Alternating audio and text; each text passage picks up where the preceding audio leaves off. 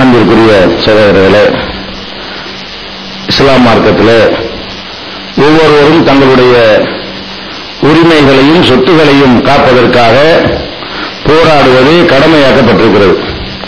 நபிகள் நாயகம் ஸல்லல்லாஹு அலைஹி வஸல்லம் சொன்னார்கள், மன் குத்தில தூன மாலிஹி ஃபஹுவ ஷஹீத். தன்னுடைய சொத்தை காக்கும் போரில் ஒருவன் கொல்லப்பட்டால் அவன் ஷஹீத், அல்லாஹ்வுடைய பாதையில் உயிர் தியாகம் செய்தவன் என்று சொன்னார்கள்.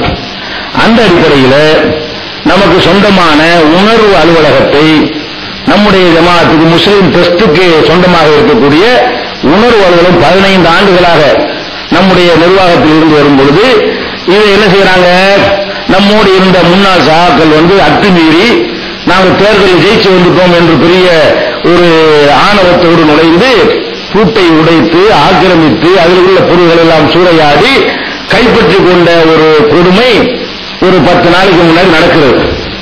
இதை கண்டித்து நம்ம காவல்துறையில கொண்டு போய் நம்ம பிரச்சனையாக கூடாது, சட்டப்படி அந்த உரிமையை பெறுவோம் என்று சொல்லி காவல்துறை அணுகி உயர் அதிகாரிகள் இருந்து கீழே வரைக்கும் கொடுத்த பிறகு, இல்ல உங்க பக்கம் எல்லாம் இருக்காருல கரெக்டா இருக்கு, உங்களுக்கு சொந்தம் ஒரு 2 நாள் பொறுத்துக்கிறோம் என்று சொன்ன காரணத்தினால் நேற்று நடைபெறுவதாக இருந்த சட்டமன்ற முற்றுகையை கூட நம்ம தள்ளி வச்சோம்.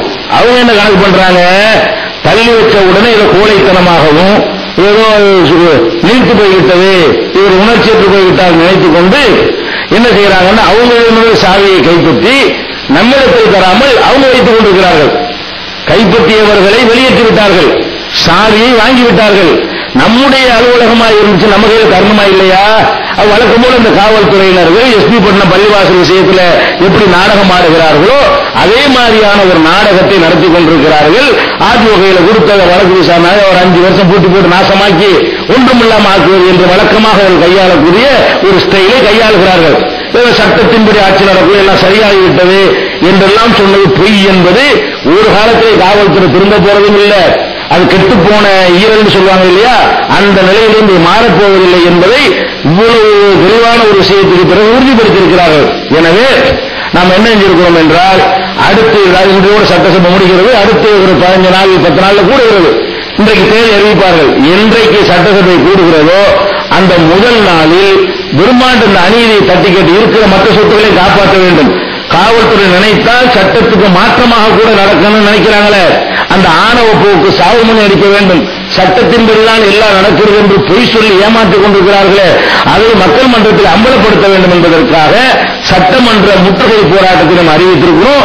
இது மார்க்கத்தில் உள்ளது. உங்களுடைய தனிப்பட்ட ஒரு சொத்தை எடுத்துக்கொண்டால் கூட நீங்க என்ன செய்யணும், விட்டு கொடுத்து போகக்கூடாது, போராடித்தான் ஆக வேண்டும்.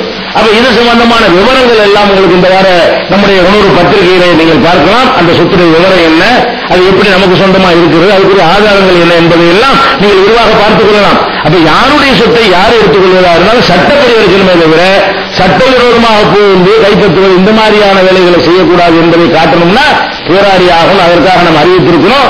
தேதி சட்டசபை என்றைக்கு அறிவிக்கிறார்களோ அதுல முதல் நாள் அன்று சட்டசபை முற்றுகை போராட்டம் தீவிரமான முறையில் நடத்துவோம் என்பதை உங்களுடைய அதற்கு முழுமையான ஒத்துழைப்பு தர வேண்டும் என்று கூறி நிறைவு செய்கிறேன். அஸ்ஸலாமு அலைக்கும்.